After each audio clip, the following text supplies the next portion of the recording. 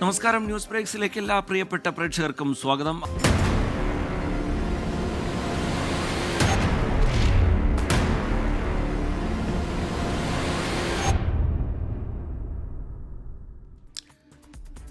News breaks വിശദമായ റിപ്പോർട്ടുകളിലേക്ക് കടക്കുകയാണ്. ഈ വാർത്താ ദിനത്തിലെ സമഗ്ര വിവരങ്ങളുമായി 24 പ്രതിനിധികൾ വിവിധ മേഖലകളിൽ നിന്ന് ചേരുകയാണ്. തിരുവനന്തപുരത്ത് നിന്ന് സലിം മാലിക്, കൊച്ചിയിൽ നിന്ന് ആൻമരിയ സണ്ണി, കോഴിക്കോട്ട് നിന്ന് മിഥില ബാലൻ എന്നിവർ ആദ്യഘട്ടത്തിൽ വിവരങ്ങളുമായി നമുക്കൊപ്പം ചേരും. ആദ്യം വിപിൻ സി വിജയനിലേക്കാണ്. വിപിൻ, വാളയാർ ആൾക്കൂട്ട കൊലപാതകത്തിൽ മരിച്ച രാം നാരായണിന്റെ മൃതദേഹം ബന്ധുക്കൾക്ക് കൈമാറിയിരിക്കുന്നു. മൃതദേഹം വിമാനമാർഗം നാട്ടിലേക്ക് എത്തിക്കാൻ, ഛത്തീസ്ഗഡിലേക്ക് എത്തിക്കാനുള്ള നടപടികളാണ് ഉണ്ടാവുന്നത്. എന്താണ് അതിൻ്റെ വിശദാംശങ്ങൾ? അതുൾപ്പെടെ ഇന്ന് മധ്യകേരളത്തിൽ നിന്ന് നമ്മൾ പ്രതീക്ഷിക്കേണ്ട പ്രധാനപ്പെട്ട വാർത്തകൾ എങ്ങനെയാണ്? വിപിൻ സി വിജയൻ.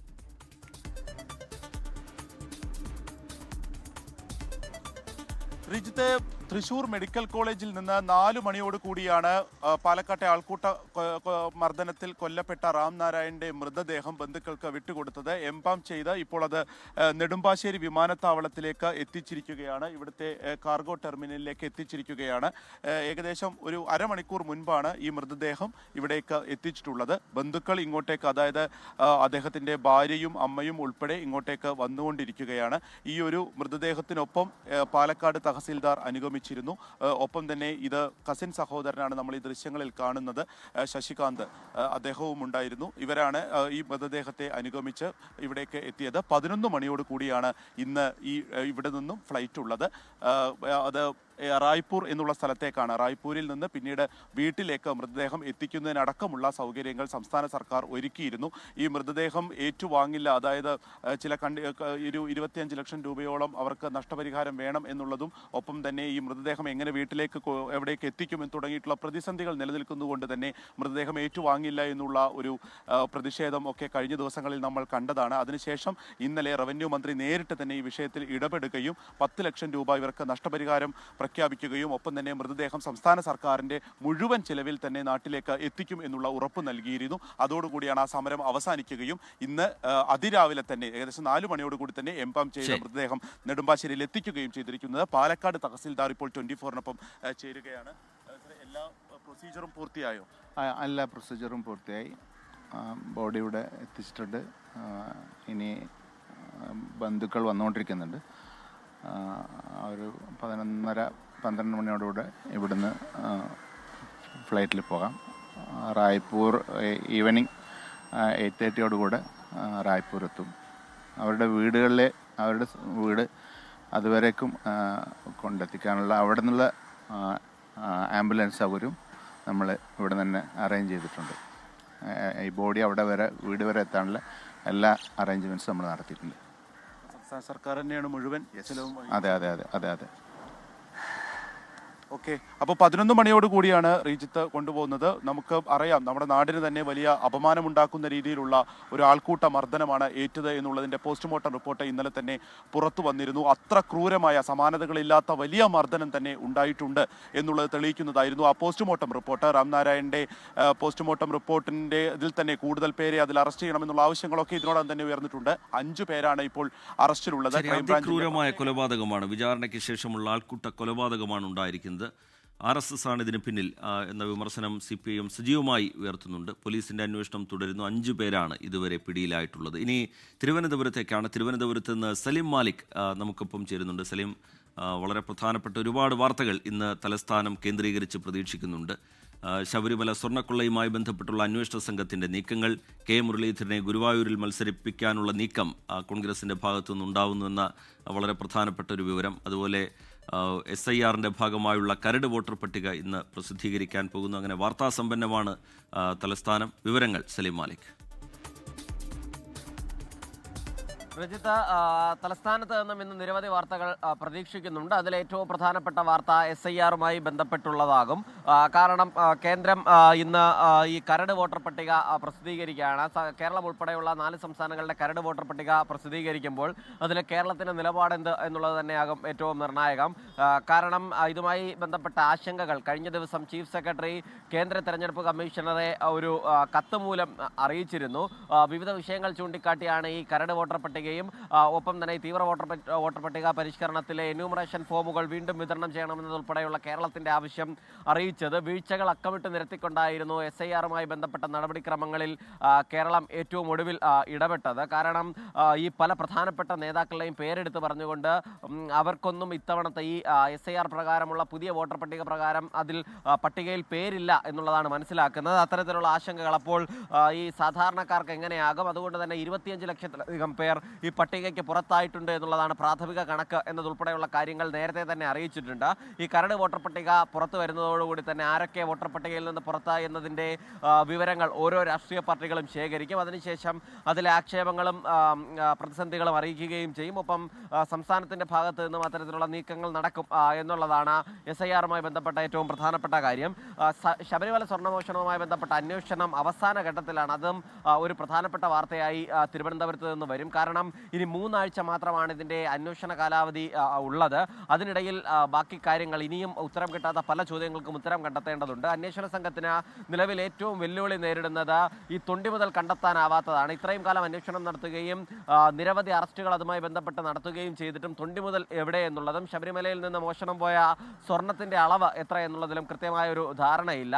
തൊണ്ടി മുതലില്ലാതെ ഈ കേസ് അവസാനിപ്പിച്ചതിന് ശേഷം കോടതിയിലേക്ക് എത്തിയാൽ വലിയ തിരിച്ചടി നേരിടുമെന്ന് അന്വേഷണ സംഘം തന്നെ കണക്ക് കൂട്ടുന്നുണ്ട്. അതിൻ്റെ ഭാഗമായി എത്രയും വേഗത്തിൽ തൊണ്ടി മുതൽ കണ്ടെത്താനുള്ള നീക്കം ആരംഭിച്ചിട്ടുണ്ട്. ഇതിനോടകം തന്നെ സ്മാർട്ട് ക്രിയേഷൻസുമായി ബന്ധപ്പെട്ടുള്ള പരിശോധന ഊർജിതമാക്കാനും തീരുമാനിച്ചിട്ടുണ്ട്. കാരണം കഴിഞ്ഞ ദിവസങ്ങളിലൊക്കെ സ്മാർട്ട് ക്രിയേഷൻസിൽ നടത്തിയ അന്വേഷണത്തിൽ നിന്ന് അവരുടെ ഇടപെടലുകൾ ദുരൂഹമാണ് എന്നുള്ളതാണ് അന്വേഷണ സംഘത്തിന്റെ വിലയിരുത്തൽ. അതുകൊണ്ട് തന്നെ തൊണ്ടി മുതൽ ഉൾപ്പെടെയുള്ള കാര്യങ്ങളിൽ സ്മാർട്ട് ക്രിയേഷൻസ് കേന്ദ്രീകരിച്ചുള്ള അന്വേഷണം ഗുണകരമാകും എന്നുള്ളൊരു വിലയിരുത്തലാണ് അന്വേഷണ സംഘത്തിനുള്ളത്. കൂടുതൽ ചോദ്യം ചെയ്യലുകൾ ഉൾപ്പെടെ ഇനിയും ഉണ്ടാകും. സ്വർണം ഗോവർദ്ധൻ എത്തിച്ച് നൽകിയ കൽപേഷിനെ ഉൾപ്പെടെ ചോദ്യം ചെയ്യാനാണ് അന്വേഷണ സംഘം നിലവിൽ ലക്ഷ്യമിടുന്നത്. ഏതെങ്കിലും നിലവിൽ കിട്ടിയതുപോലും ഈ സ്വർണം എന്ന നിലയിൽ വീണ്ടെടുത്തത് പോലും ശബരിമലയിൽ നിന്ന് മോഷണം നടത്തിയ സ്വർണ്ണമല്ല. അവിടെ നിന്ന് മോഷണം നടത്തിയതിന് സമാനമായ അത്രയും അളവ് സ്വർണ്ണമാണ് നിലവിൽ അന്വേഷണ സംഘം കണ്ടെടുത്തിട്ടുള്ളത്. അതും വലിയ വിഷയമായി തന്നെ നിൽക്കുകയാണ്. ഒപ്പം തന്നെ കെ മുരളീധരനും കോൺഗ്രസ് രാഷ്ട്രീയവുമായി ചുറ്റിപ്പറ്റിയുള്ള ചില വാർത്തകളും തിരുവനന്തപുരത്ത് നിന്ന് ഉണ്ടാകും. കെ മുരളീധരനെ ഗുരുവായൂരിൽ മത്സരിപ്പിക്കാനുള്ള താല്പര്യം ഒരു വിഭാഗം നേതാക്കൾ, തൃശ്ശൂരിലെ കോൺഗ്രസ് നേതാക്കൾ ഉൾപ്പെടെയുള്ളവർ കോൺഗ്രസ് നേതൃത്വത്തെ അറിയിച്ചിട്ടുണ്ട്. നേതൃത്വം അത് ആലോചിക്കുകയും ചെയ്യുന്നുണ്ട്. പക്ഷേ ആ വിഷയത്തിലെ കെ മുരളീധരൻ്റെ നിലപാട് നിർണായകമാണ്. കാരണം വട്ടിയൂർക്കാവ് കേന്ദ്രീകരിച്ച് കഴിഞ്ഞ കുറച്ച് നാളുകളായി കെ മുരളീധരൻ പ്രവർത്തനം ആരംഭിച്ചു കഴിഞ്ഞു. ഇനി മത്സരിക്കുന്നെങ്കിൽ വട്ടിയൂർക്കാവിൽ തന്നെയാകും മത്സരിക്കുക എന്നൊരു നിലപാട് നേരത്തെ പ്രഖ്യാപിച്ചതാണ്. അതുകൊണ്ട് തന്നെ കെ മുരളീധരൻ എത്രത്തോളം തൃശ്ശൂരിലേക്ക് പോകും എന്നതുൾപ്പെടെയുള്ള കാര്യങ്ങളിലെയും ഒരു പൂർണ്ണതോതിലുള്ള വിവരവും ഇന്ന് പുറത്തു വരും. ശ്രീജിത്ത്. ശരി, സലീം മാലിക്, ഇന്ന് തലസ്ഥാനത്ത് നിന്ന് പ്രതീക്ഷിക്കുന്ന തിരുവനന്തപുരം കേന്ദ്രീകരിച്ച് തെക്കൻ കേരളത്തിൽ നിന്ന് പ്രധാനമായും ഇന്ന് പ്രതീക്ഷിക്കുന്ന വാർത്തകൾ, അതിൻ്റെ വിശദാംശങ്ങൾ പങ്കുവയ്ക്കുകയായിരുന്നു.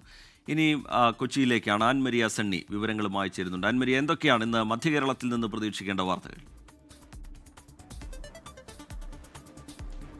Good morning. ഇന്ന് പ്രധാനമായിട്ടും മധ്യകേരളത്തിൽ നിന്ന് പ്രതീക്ഷിക്കേണ്ട ഏറ്റവും പ്രധാനപ്പെട്ട വാർത്ത എന്ന് പറയുന്നത് കൊച്ചി കേന്ദ്രീകരിച്ച് തന്നെയായിരിക്കും. കൊച്ചി മേയർ സ്ഥാനവുമായി ബന്ധപ്പെട്ടുള്ള ആശയക്കുഴപ്പങ്ങൾ അല്ലെങ്കിൽ അതുമായി ബന്ധപ്പെട്ടുള്ള ചർച്ചകൾ അതൊരു സസ്പെൻസായി തന്നെ കുറച്ച് നാളുകളായിട്ട് നിലനിൽക്കുകയാണ്. ആദ്യഘട്ടത്തിൽ 3 പേരുകൾ വരുന്നു, പിന്നീട് അത് 2 പേരുകളിലേക്ക് ചുരുങ്ങുന്നു. അവസാനം വീണ്ടും അത് 3 പേരുകളിലേക്ക് എത്തി നിൽക്കുന്ന രീതിയിൽ തന്നെയാണ് ഇപ്പോഴും ചർച്ചകൾ നടന്നുകൊണ്ടിരിക്കുന്നത്. ഇന്ന് അതുമായി ബന്ധപ്പെട്ടിട്ടുള്ള മേയറെ തെരഞ്ഞെടുക്കുന്നതുമായി ബന്ധപ്പെട്ടുള്ള കോർ കമ്മിറ്റി ഇന്ന് ചേരും. ആ കോർ കമ്മിറ്റിയിൽ ഇന്ന് തീരുമാനമുണ്ടാകും. തീരുമാനമുണ്ടായില്ല എങ്കിൽ KPCC അതിലൊരു തീരുമാനം അറിയിക്കും, അല്ലെങ്കിൽ KPCC മേയറെ പ്രഖ്യാപിക്കുമെന്നാണ് നിലവിൽ നമ്മളെ ഇപ്പോൾ അറിയിച്ചിരിക്കുന്നത്. ഉയർന്നു വരുന്നിരിക്കുന്ന പേരുകൾ ആദ്യം ദീപ്തി മേരി വർഗീസ്, VK മിനിമോൾ, ഷൈനി മാത്യു എന്നീ 3 പേരുകളാണ് ഉയർന്നു വന്നിരുന്നത്. അതിൽ ദീപ്തി മേരി വർഗീസിനായിരുന്നു മുൻഗണന നൽകിയിട്ടുണ്ടായിരുന്നത്. പക്ഷേ ഇപ്പോൾ അത് ഷൈനി മാത്യു എന്ന പേരിലേക്കും കൂടെ എത്തുന്നുണ്ട്. VK മിനിമോളുടെ പേരും ആദ്യഘട്ടത്തിൽ ഉയർന്നു വന്നിരുന്നു. അതിൻ്റെ ഇടയിൽ ചില അവകാശവാദങ്ങളും ഉയർന്നു വരുന്നതൊക്കെ നമ്മൾ കണ്ടതാണ്. അപ്പോൾ ഈ അവകാശവാദങ്ങളും അതോടൊപ്പം തന്നെ കോർ കമ്മിറ്റിയിൽ ഉണ്ടായിരുന്ന കൗൺസിലർമാർ മറ്റു കൗൺസിലർമാരെയെല്ലാം കണ്ട് അവരുടെ അഭിപ്രായങ്ങളെല്ലാം ഇന്ന് ചേരുന്ന ഉച്ചകഴിഞ്ഞാണ് നിലവിൽ നമ്മളോട് അറിയിച്ചിരിക്കുന്നത്. ആ ഉച്ചകഴിഞ്ഞ് ചേരുന്ന കോർ കമ്മിറ്റിയിൽ അറിയിക്കും. അതിനുശേഷമായിരിക്കും തീരുമാനമുണ്ടാവുക. അതിലൊരു സമവായം ഉണ്ടാകുമെന്നാണ് കോൺഗ്രസ് പ്രതീക്ഷിക്കുന്നത്. അതിൽ ഉണ്ടായില്ല എങ്കിൽ KPCC മേയറെ പ്രഖ്യാപിക്കുമെന്നാണ് നിലവിൽ അറിയിച്ചിരിക്കുന്നത്. മറ്റൊന്ന്, കഴിഞ്ഞ ദിവസം ഇന്നലെ നമ്മൾ കണ്ടതാണ്, ജനറൽ ആശുപത്രിയിലേക്ക് ഹൃദയമാറ്റ ശസ്ത്രക്രിയയുമായി ബന്ധപ്പെട്ട് നടന്നിരുന്ന കാര്യങ്ങൾ നമ്മൾ കണ്ടതാണ്. എറണാകുളം ജനറൽ ആശുപത്രിയെ സംബന്ധിച്ച ഒരു ചരിത്ര നിമിഷത്തിനായിരുന്നു ഇന്നലെ സാക്ഷി വഹിച്ചിട്ടുണ്ടായിരുന്നത്. അതിൽ ഹൃദയമാറ്റ ശസ്ത്രക്രിയയ്ക്ക് വിധേയമായിട്ടുള്ള ദുർഗാകാമി ചികിത്സയിൽ ഇപ്പോഴും തുടരുകയാണ്. തീവ്രപരിചരണ വിഭാഗത്തിലാണ് നിലവിലുള്ളത്. അതിനുശേഷം അവിടുത്തെ ആരോഗ്യസ്ഥിതി മാറിയതിനു ശേഷം മുറിയിലേക്ക് മാറ്റുമെന്നാണ് ആശുപത്രി സൂപ്രണ്ട് അറിയിച്ചിരിക്കുന്നത്. എന്തായാലും സന്തോഷകരമായിട്ടുള്ള വാർത്തയാണ്. ഇന്നലെ ഏകദേശം ഒരു 8:30 കൂടിയാണ് ശസ്ത്രക്രിയയെല്ലാം പൂർത്തിയായി ദുർഗാകാമിയുടെ ഹൃദയം മിടിച്ചു തുടങ്ങിയത്. അതുകൊണ്ട് തന്നെ വലിയ ആത്മവിശ്വാസത്തിലും അതോടൊപ്പം തന്നെ മറ്റുള്ളവർക്ക് എല്ലാവർക്കും വലിയ തരത്തിലുള്ള ധൈര്യം നൽകുന്ന ഒരു കാഴ്ച നമ്മൾ ഇന്നലെ കണ്ടതാണ്. അതുമായി ബന്ധപ്പെട്ടുള്ള തുടർ വാർത്തകളും ഇന്നുണ്ടാകും. മറ്റൊരു പ്രധാനപ്പെട്ട കാര്യം, അത് CMRL കേസുമായി ബന്ധപ്പെട്ടുള്ള ഹർജി, അത് ഇന്ന് വീണ്ടും പൊതുതാൽപര്യ ഹർജി ഇന്ന് വീണ്ടും പരിഗണിക്കും. മാധ്യമപ്രവർത്തകനായിട്ടുള്ള MR അജകുമാറാണ് ഇതുമായി ബന്ധപ്പെട്ടുള്ള ഹർജി നൽകിയിരിക്കുന്നത്. ആ കേസിൽ കഴിഞ്ഞ ദിവസങ്ങളിലെല്ലാം വാദം നടന്നിട്ടുണ്ടായിരുന്നു. അതിൽ ഇന്നൊരു തീരുമാനമുണ്ടാകുമെന്നാണ് പ്രതീക്ഷിക്കുന്നത്. ഈ 3 വാർത്തകളാണ് മധ്യ കേരളത്തെ സംബന്ധിച്ച് അല്ലെങ്കിൽ കൊച്ചിയെ സംബന്ധിച്ചുള്ള ഏറ്റവും പ്രധാനപ്പെട്ട വാർത്തകൾ. ടിക്കെ ശരിയാൻ മരിയ സണ്ണി, കൊച്ചിയിൽ നിന്ന് മധ്യ കേരളത്തിൽ നിന്ന് ഇന്ന് പ്രതീക്ഷിക്കുന്ന പ്രധാനപ്പെട്ട വാർത്തകൾ എന്തൊക്കെയാണ് എന്നത് വിശദീകരിക്കുകയായിരുന്നു. ഇനി കോഴിക്കോട്ടേക്കാണ്. കോഴിക്കോട്ട് നിന്ന് മിഥില ബാലൻ നമുക്കൊപ്പം ചേരുന്നുണ്ട്. മിഥില, വടക്കൻ കേരളത്തിൽ നിന്ന് ഇന്ന് പ്രതീക്ഷിക്കേണ്ട പ്രധാനപ്പെട്ട വാർത്തകൾ എന്തൊക്കെ മിഥില? ശ്രീജിത്തെ, കോഴിക്കോട് BJPയെ സംബന്ധിച്ചിടത്തോളം കോഴിക്കോട് കോർപ്പറേഷനിലേക്ക് BJP അഭിമാനകരമായ നേട്ടമാണ് കൈവരിച്ചിട്ടുണ്ടായിരുന്നത്. നേരത്തെ 7 കൗൺസിലർമാരായിരുന്നു ഉണ്ടായിരുന്നത്. എന്നാൽ ഇത്തവണ അത് 14 ആയിട്ടുണ്ട്. ഇന്ന് BJPയുടെ ജില്ലാ നേതൃയോഗം ചേരുന്നുണ്ട്. കോഴിക്കോട് കോർപ്പറേഷനിലേക്ക് മേയർ, ഡെപ്യൂട്ടി മേയർ തെരഞ്ഞെടുപ്പിലേക്ക് BJP മത്സരിക്കും എന്ന ഒരു തീരുമാനം കഴിഞ്ഞ ദിവസം ഉണ്ടായിരുന്നു. ഇതുമായി ബന്ധപ്പെട്ട് ആര് മത്സരിക്കണം എന്ന കാര്യത്തിൽ ഇന്ന് ചേരുന്ന ജില്ലാ നേതൃയോഗത്തിൽ ഒരു തീരുമാനമുണ്ടാകും. നിലവിലിപ്പോൾ 3ാം തവണ കൗൺസിലറായ നവ്യ ഹരിദാസ്, ഒപ്പം തന്നെ 2ാം തവണ കൗൺസിലറായ നമ്പിടി നാരായണൻ, ഒപ്പം തന്നെ സംസ്ഥാന സമിതി അംഗങ്ങളായ എൻ ശിവദാസ്, ഒപ്പം ശിവപ്രസാദ്, T റനീഷ് തുടങ്ങിയവരിലും ചർച്ച നിൽക്കുന്നുണ്ട്. എന്തു തന്നെയായാലും രാവിലെ ചേരുന്ന ജില്ലാ നേതൃയോഗത്തിന് ശേഷം ഇക്കാര്യത്തിൽ ഒരു തീരുമാനമുണ്ടാകും. ഇതാണ് കോഴിക്കോട് നിന്ന് ഇന്ന് പ്രതീക്ഷിക്കുന്ന ഒരു വാർത്ത. മറ്റൊന്ന് ഒരു ദുഃഖകരമായ വാർത്തയാണ്. അത് കണ്ണൂരിൽ നിന്നാണ്. കണ്ണൂർ പയ്യന്നൂരിൽ നിന്നാണ്.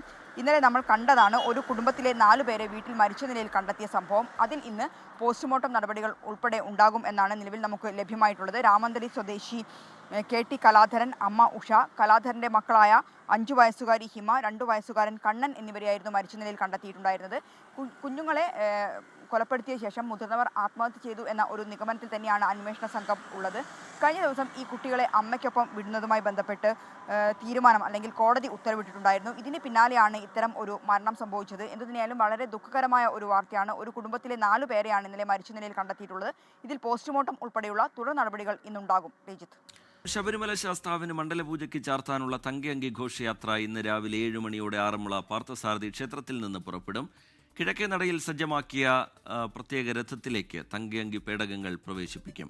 ഷിജോ കുര്യൻ വിവരങ്ങളുമായി ചേരുന്നുണ്ട്. ഷിജോ, ഇനി വളരെ കുറച്ച് സമയം മാത്രമാണ് തങ്കയങ്കി ഘോഷയാത്ര പുറപ്പെടാനുള്ളത്. വിശദാംശങ്ങൾ ഷിജോ കുര്യൻ.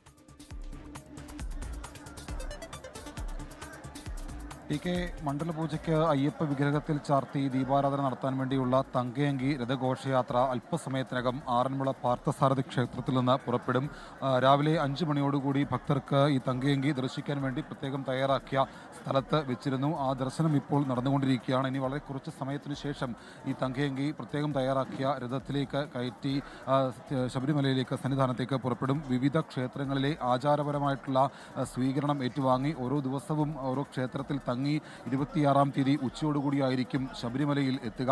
ഉച്ചയോടുകൂടി ശബരിമലയിൽ എത്തി വൈകിട്ടോടുകൂടി സന്നിധാനത്തെത്തും. സന്നിധാനത്ത് എത്തുന്ന തങ്കയങ്കി ദേവസ്വം ബോർഡ് പ്രസിഡന്റും ദേവസ്വം മന്ത്രി VN വാസവനും മറ്റ് ബന്ധപ്പെട്ട ഉദ്യോഗസ്ഥരെല്ലാം ചേർന്ന് സ്വീകരിച്ചുകൊണ്ട് വൈകിട്ടോടുകൂടി ദീപാരാധന നടക്കും. അങ്ങനെ ഏറ്റവും പ്രധാനപ്പെട്ട മണ്ഡലകാലത്തിലെ ഏറ്റവും പ്രധാനപ്പെട്ട ചടങ്ങുകൾക്കാണ് തുടക്കമാകുന്നത്. ആറന്മുള പാർത്ഥസാരഥി ക്ഷേത്രത്തിൽ നിന്ന് തങ്കയങ്കി ഘോഷയാത്ര പുറപ്പെടാൻ വേണ്ടിയിട്ടുള്ള എല്ലാ ഒരുക്കങ്ങളും പൂർത്തിയായിട്ടുണ്ട്. രാവിലെ 5 മണി മുതൽ തന്നെ ഭക്തജനങ്ങൾ ഈ ക്ഷേത്രത്തിലേക്ക് വരികയും തങ്കയങ്കി ദർശിച്ച് മടങ്ങുകയും ചെയ്യുന്നുണ്ട്. ഇനിയിപ്പോൾ വിവിധ ക്ഷേത്രങ്ങളിൽ ഇന്ന് വൈകിട്ട് ഈ പറയുന്ന സ്ഥലത്ത് നാളെ മുരിങ്ങമംഗലത്താണ്. ഇന്നിപ്പോൾ വിവിധ ക്ഷേത്രങ്ങളിലെ സ്വീകരണം ഏറ്റുവാങ്ങി ക്ഷേത്രങ്ങളിൽ തങ്ങി നാളെ രാവിലെ മുതൽ വീണ്ടും പ്രയാണം തുടങ്ങും. 420 പവൻ തൂക്കം വരുന്ന ഈ തങ്കയങ്കി 1973 തിരുവിതാംകൂർ ചിത്തിര തിരുനാൾ ബാലരാമവർമ്മ രാജാവാണ് അയ്യപ്പന് സമർപ്പിച്ചത്. അതാണ് ആചാരപരമായിട്ടുള്ള എല്ലാ ചടങ്ങുകളും പൂർത്തിയാക്കി ഇപ്പോൾ ക്ഷേത്രത്തിൽ നിന്ന് ഘോഷയാത്രയായിട്ട് പുറപ്പെടുന്നത്. എല്ലാ തയ്യാറെടുപ്പുകളും പൂർത്തിയായിട്ടുണ്ട്. ഇപ്പോൾ വന്ന ഭക്തർ ഈ തങ്കയങ്കി ദർശിച്ച് ഇവിടുന്ന് മടങ്ങുകയാണ്. ക്ഷേത്രത്തോട് ചേർന്ന് തന്നെ പ്രത്യേകം രഥം തയ്യാറാക്കിയിട്ടുണ്ട്. ആ രഥത്തിലായിരിക്കും വിവിധ ക്ഷേത്രങ്ങളിലെ ആചാരപരമായിട്ടുള്ള സ്വീകരണം ഏറ്റുവാങ്ങി രഥഘോഷയാത്ര സന്നിധാനത്തേക്ക് പുറപ്പെടുക. TK, ശരി, തങ്കയങ്കി ഘോഷയാത്ര അല്പസമയത്തിനകം പുറപ്പെടും. ഷിജോ കുര്യൻ വിശദാംശങ്ങൾ പങ്കുവയ്ക്കുകയായിരുന്നു. ശബരിമലയിൽ ഇന്നലെയും തീർത്ഥാടകരുടെ വലിയ തിരക്കാണ് അനുഭവപ്പെട്ടത്. ഈ തീർത്ഥാടന കാലത്തെ ഏറ്റവും ഉയർന്ന ഭക്തജന തിരക്ക് അനുഭവപ്പെട്ട ദിവസങ്ങളിലൊന്നായിരുന്നു ഇന്നലെ. 1,00,000-ലധികം പേരാണ് ദർശനം നടത്തിയത്. 10,760 പേർ സ്പോട്ട് ബുക്കിംഗ് വഴി സന്നിധാനത്തെത്തി. ശനിയാഴ്ചയാണ് മണ്ഡലകാല തീർത്ഥാടനത്തിന് പരിസമാപ്തി കുറിച്ചുള്ള മണ്ഡലപൂജ.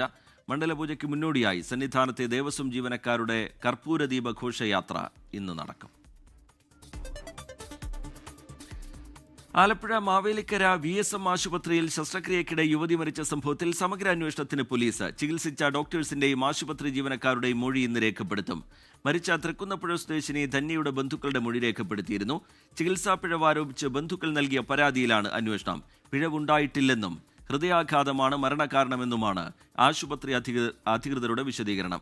വണ്ടാനം മെഡിക്കൽ കോളേജ് ആശുപത്രിയിൽ ഇന്ന് നടക്കുന്ന പോസ്റ്റ്മോർട്ടത്തിൽ കൂടുതൽ വിവരങ്ങൾ പുറത്തുവരും. മുല്ലപ്പെരിയാർ അണക്കെട്ടിന്റെ ബലക്ഷയം നിർണ്ണയിക്കുന്നതിനായി ജലത്തിനടിയിലെ റിമോട്ട്ലി ഓപ്പറേറ്റഡ് വെഹിക്കിൾ ഉപയോഗിച്ചുള്ള പരിശോധന ഇന്ന് തുടങ്ങും. അണക്കെട്ടിന്റെ ജലാഭിമുഖ ഭാഗത്തെ ദൃശ്യങ്ങൾ ശേഖരിച്ച് ബലക്ഷയം വിലയിരുത്തുന്നതിനാണ് ഈ പരിശോധന. 1200 അടി നീളമുള്ള അണക്കെട്ട് 100 അടി വീതമുള്ള 12 ഭാഗങ്ങളായി തിരിച്ചാണ് ആദ്യഘട്ട പരിശോധന. ഇതിനുശേഷം 50 അടി വീതമുള്ള ഭാഗങ്ങളായി തിരിച്ച് പരിശോധന നടത്തും. കാസർഗോഡ് കുമ്പളയിലെ ടോൾ പിരിവുമായി ബന്ധപ്പെട്ട് ജില്ലാ കളക്ടർക്കെതിരെ പരാതിയുമായി Manjeshwaram MLA AK Ashraf. Kumbala toll പിരിവുമായി ബന്ധപ്പെട്ട ചർച്ചയ്ക്കെത്തിയപ്പോൾ കളക്ടർ മോശമായി പെരുമാറി എന്നാണ് പരാതി. ഗൺമാനെ ഉപയോഗിച്ച് സമരസമിതിക്കാരെ ഉൾപ്പെടെ പുറത്താക്കാൻ ശ്രമിച്ചുവെന്നാരോപിച്ച് മുഖ്യമന്ത്രിക്കും ചീഫ് സെക്രട്ടറിക്കും MLA പരാതി നൽകി.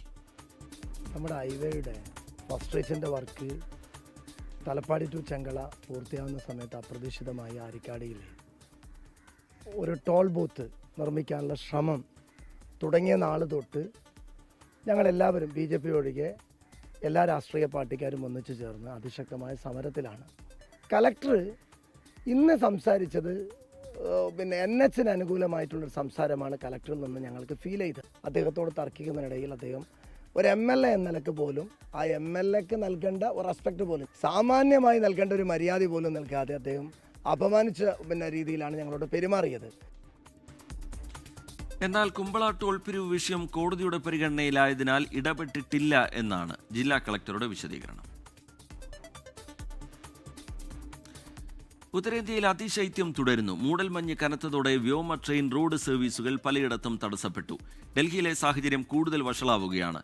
ശൈത്യം കടുത്തതോടെ കനത്ത പുകമഞ്ഞിന്റെ പിടിയിലാണ് ഡൽഹി.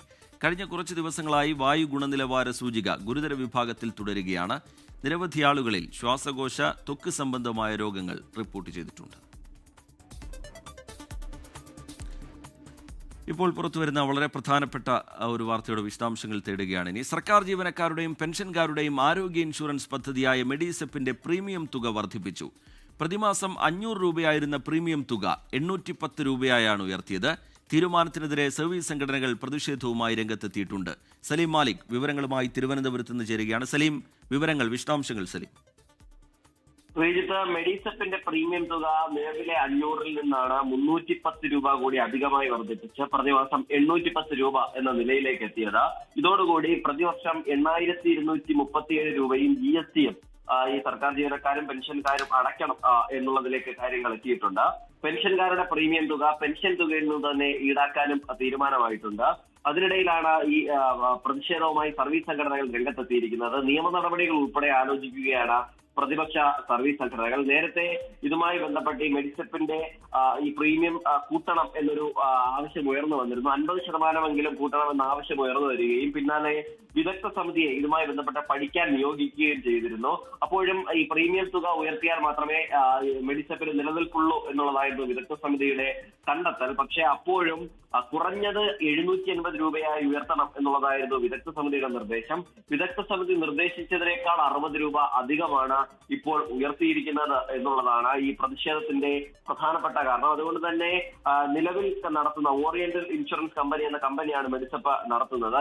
ഇവരുമായുള്ള 3 വർഷത്തെ കരാർ അവസാനിക്കാൻ പോവുകയാണ്. അത് ഈ അവസാനിച്ചതിന് ശേഷമാണ് പിന്നീട് ഈ ജനുവരി 1 മുതൽ പുതിയ ഈ പ്രീമിയം തുക ഉൾപ്പെടെ നിലവിൽ വരികയും ചെയ്യുന്നത്. ഒരു അപകടത്തിന്റെ വാർത്ത കൂടി ഇപ്പോൾ പുറത്തു വരുന്നുണ്ട്. എറണാകുളം വൈറ്റിലയിലാണ് വാഹനാപകടം ഉണ്ടായത്. നിയന്ത്രണം വിട്ട കണ്ടെയ്നർ ലോറി കാൽനട യാത്രക്കാരനെ ഇടിച്ചു തെറിപ്പിച്ച ശേഷം ഡിവൈഡറിൽ ഇടിച്ചു കയറി എന്നാണ് ലഭ്യമായിരിക്കുന്ന വിവരം. വൈറ്റില ഇടപ്പള്ളി ബൈപ്പാസിലാണ് അപകടമുണ്ടായത്.